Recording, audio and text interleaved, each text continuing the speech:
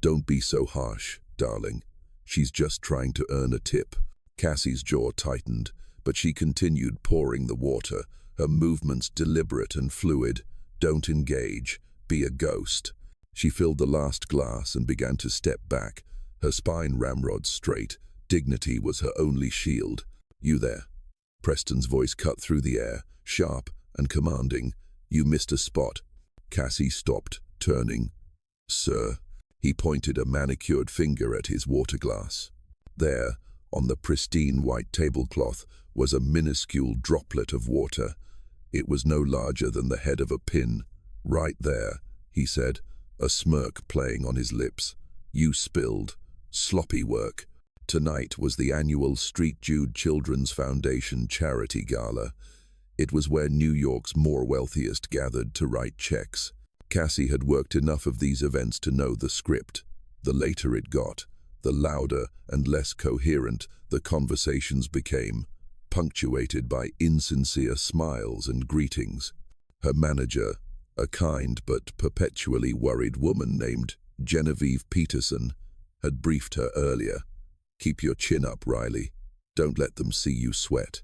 Just be polite, be efficient, and whatever you do, don't make waves. Make waves? Cassie didn't have the energy. Her feet were already screaming in her service shoes, and her mind wasn't on the job. It was on the rejection letter that had arrived this morning. It was the third one this month. The Donovan Academy of Performing Arts Grant Committee regrets to inform you. She knew the words by heart. 4 years. It had been 4 years since the accident.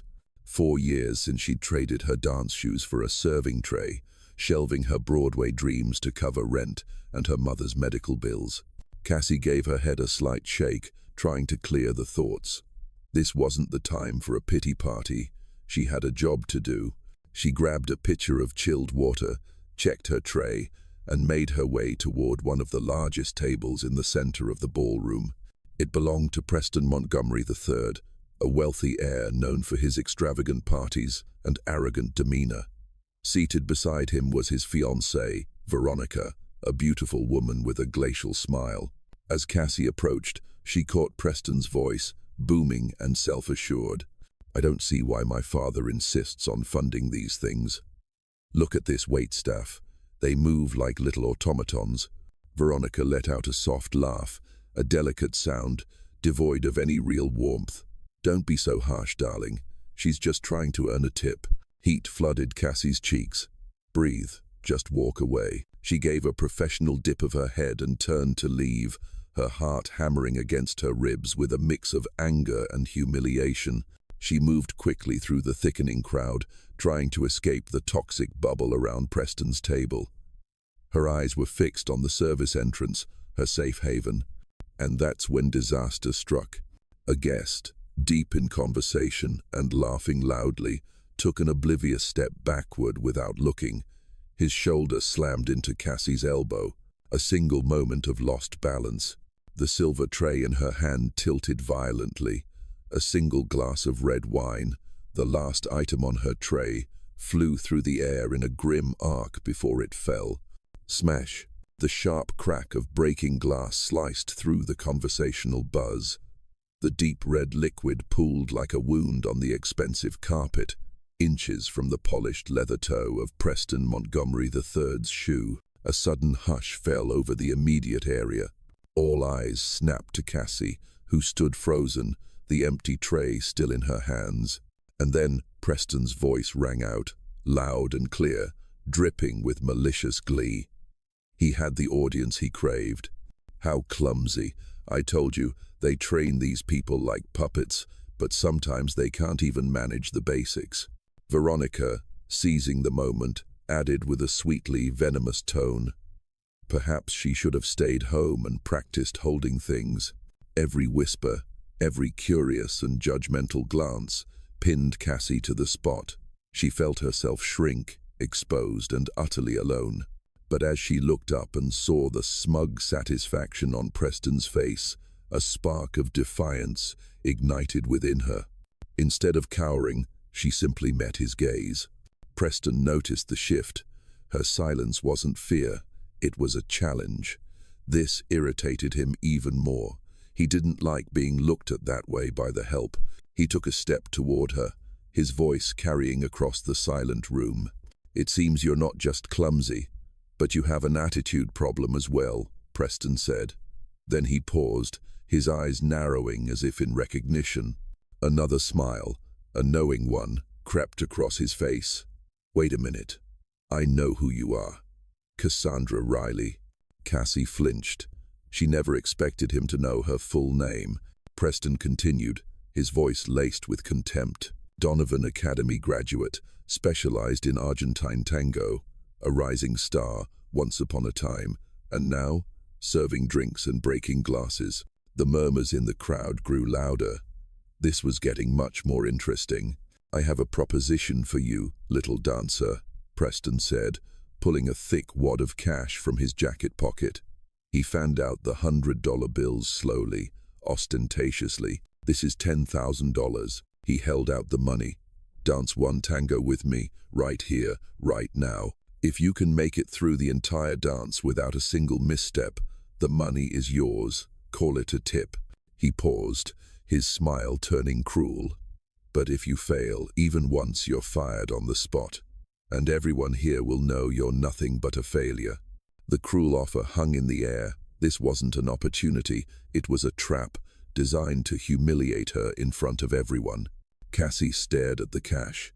$10,000. Her first thought was a single word: Mom. That money could cover her mother's medical bills for 2 years. No more sleepless nights worrying about the cost. But then she met Preston's gaze and saw the sneer. He thought he could buy anything, including her dignity. He wanted to make her his entertainment, and in that moment, Cassie made her choice. She wouldn't do this for the money. She would do this for herself. She lifted her chin, her gaze sharp and unwavering. "All right," she said, her voice perfectly steady. "I'll dance with you." Cassie took a deep breath. That one breath seemed to banish all her fear. Her eyes, which had been downcast, now lifted, holding not the anxiety of a waitress, but the calm, powerful focus of an artist. Genevieve, her manager, pushed frantically through the silent crowd, a panicked expression on her face. "My God, what are you doing?" she whispered urgently, tugging at Cassie's sleeve. "Don't be a fool. He just wants to make a spectacle of you. Just apologize. We'll clean this up. Don't let him destroy you." Cassie simply gave a small shake of her head, her eyes never leaving Preston. She placed a reassuring hand on Genevieve's arm. "I have to do this," she said, her voice soft but firm. Without giving Genevieve a chance to argue, Cassie turned back to her task. She gently set her silver tray aside. She carefully folded the white apron, the symbol of her station, and placed it neatly upon the tray. Each movement was slow and deliberate. Finally, she bent down, unhurried, and unlaced the clumsy, unflattering service shoes that had been torturing her feet all night. She placed them neatly beside the tray. She stood in her black-stockinged feet, her heels settling lightly on the floor. Her posture transformed instantly. Her back straightened further, her shoulders opened, and she seemed to grow taller. She was no longer the small waitress, but a dancer preparing to take her stage. A hush fell over the ballroom. The whispers had died. Everyone, from the wealthy guests to the other staff members, was holding their breath. They recognized this wasn't just a dare, it was theater. Genevieve retreated back into the crowd, her hands clasped over her mouth in dread. But now there was something else in her eyes: awe. She was witnessing Cassie's metamorphosis right before her. The orchestra, after a nod from the event organizer, began to play a classic tango, La Comparsita. The powerful, passionate melody filled the air. Preston stepped forward, grabbing Cassie's hand roughly and pulling her into a dance hold. He began to lead, his steps rigid and technical, but devoid of passion. He moved as if he were trying to prove a point, every step a display of power. At first, Cassie followed. She moved lightly, allowing him to guide her. She created a stark contrast, his brute force against her fluid grace. To the onlookers, it appeared he was in complete control. Preston smirked, believing he had already won. But then, as Preston spun her in a forceful turn, intending to end with a complex move designed to throw her off balance, she didn't just follow. She used his own momentum against him, pivoting unexpectedly and seizing the lead. Suddenly, Cassie was leading. Preston's eyes widened in shock. He tried to reclaim control, but it was too late. Cassie was now moving with the confidence and power she had suppressed for 4 long years. She executed a flawless gancho, hooking her leg swiftly around his in a motion that was both dangerous and beautiful. Preston was utterly unprepared. He stumbled, losing his footing and nearly falling. A collective gasp rose from the crowd. From that moment on, the floor was hers. Cassie led Preston across the open space, no longer his partner but his puppeteer.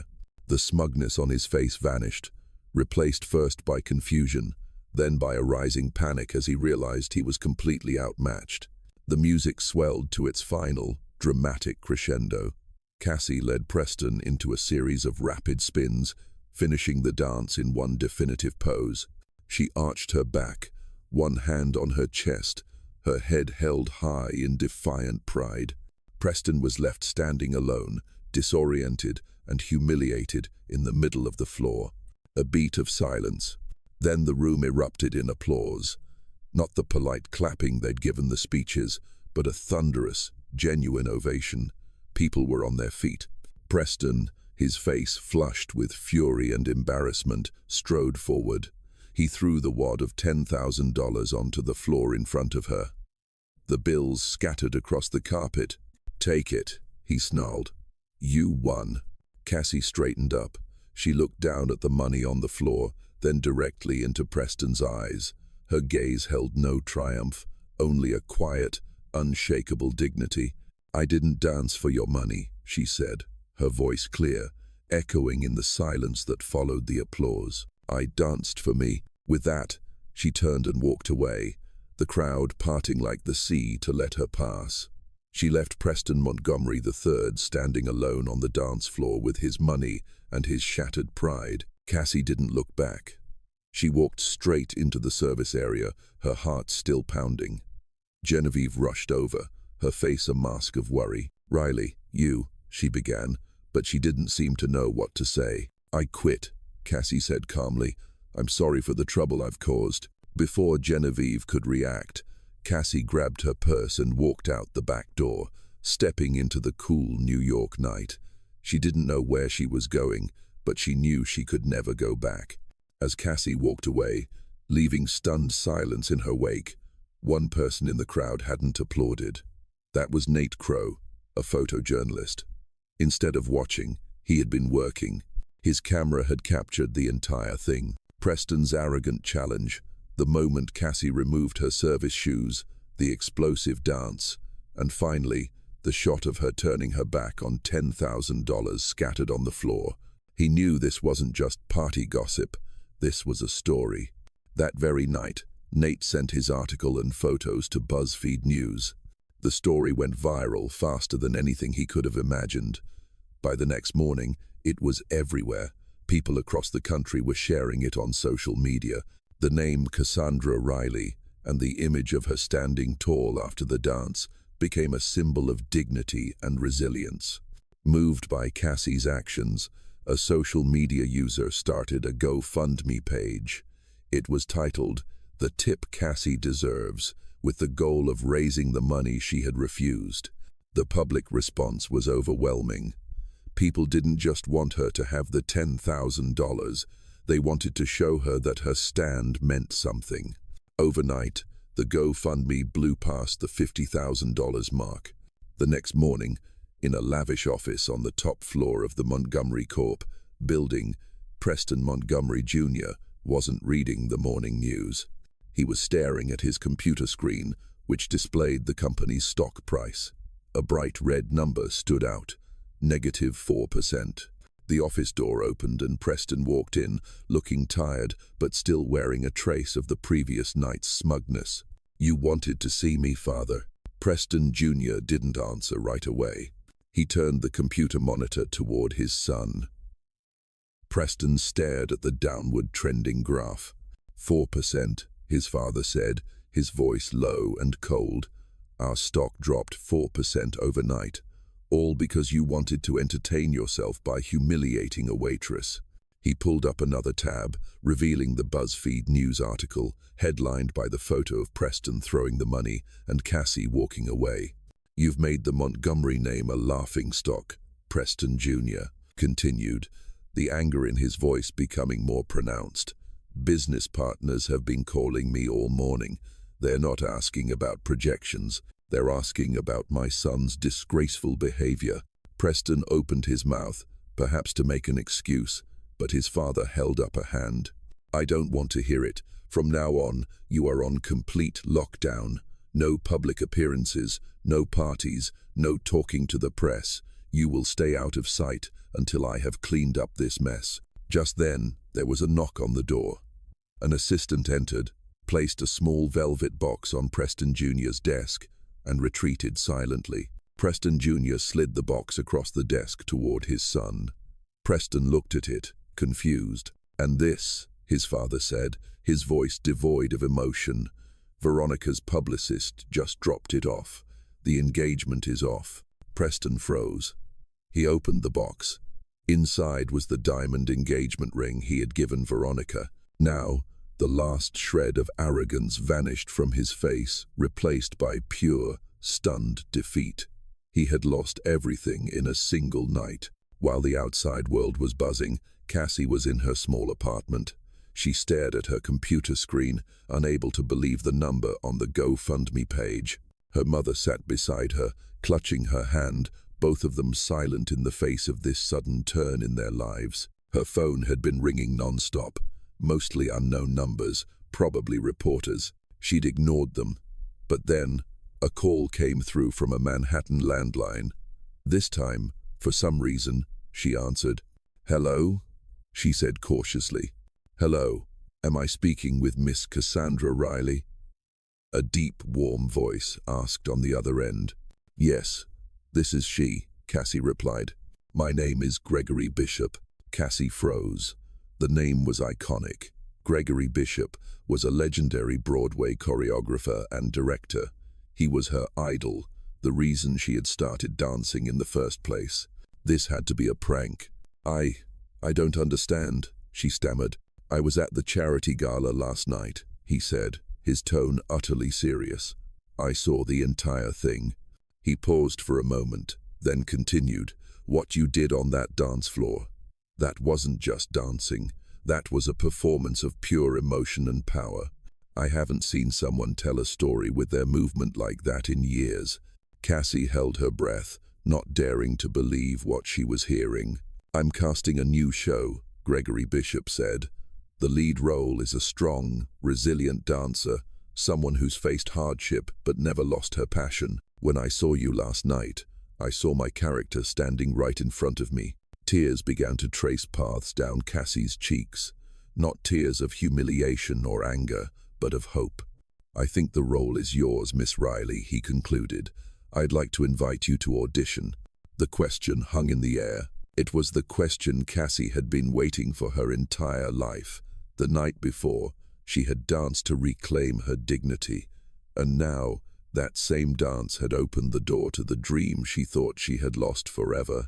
Cassie took a deep, shaky breath, trying to steady her voice through the tears of joy. Yes, Mr. Bishop, she said, her voice trembling but certain. I'll be there. When she hung up, the room was quiet except for the sound of her mother's soft sobs. She pulled Cassie into a tight embrace, and they shared the wordless moment together. The $50,000 in the GoFundMe was incredible.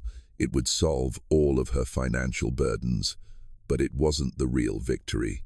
The real victory was this chance, the recognition she had never dared to dream of. Last night's fateful tango wasn't about getting back at Preston Montgomery.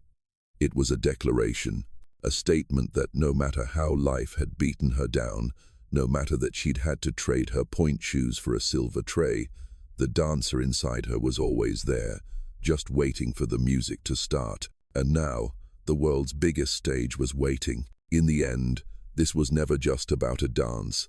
It was about dignity. Cassie Riley's story is a powerful testament to the fact that true worth isn't measured in bank accounts or family names, but in talent, resilience, and the courage to stand up for your truth. A $10,000 challenge meant for public shaming became the catalyst that exposed rotten arrogance and reignited a dream that had been unjustly extinguished. Cassie didn't just take the stage. She took back her life, her art, and her voice, proving that the most powerful currency in the world isn't money, it's integrity. Preston Montgomery learned that the hard way, a lesson that cost his family's reputation far more than any tip ever could. If Cassie's incredible journey from a forgotten artist to an icon of defiance has moved you, please help us share her story by hitting that like button. Share this video with a reminder that it's never too late to fight for your dreams. And make sure you subscribe and turn on notifications for more meaningful true stories.